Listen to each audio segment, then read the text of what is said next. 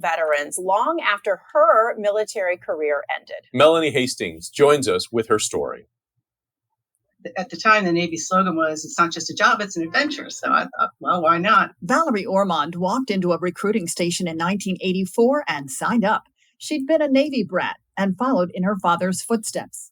My plan at the time was to go in for 4 years and leave with that experience and get a good job. And it just didn't work out that way. Ormond stayed for 25 years. She worked her way up the ranks to captain of naval intelligence. So I was one of the first women on a combat carrier, the Abraham Lincoln, which just had its first female officer for any carrier. Her career took her to Korea, Hawaii, San Diego, and beyond. Her job was in counterterrorism.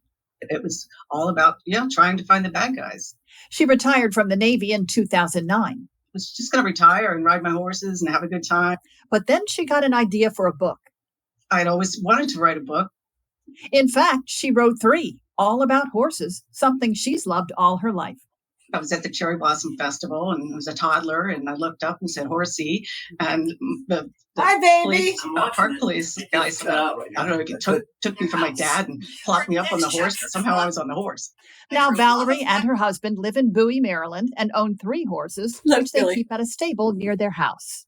Her next chapter combined her love of writing with her interest in helping veterans.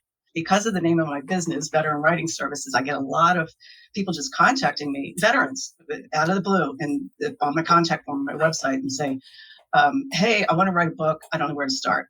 She provides writing services for businesses, organizations, and government. And what do you get out of this?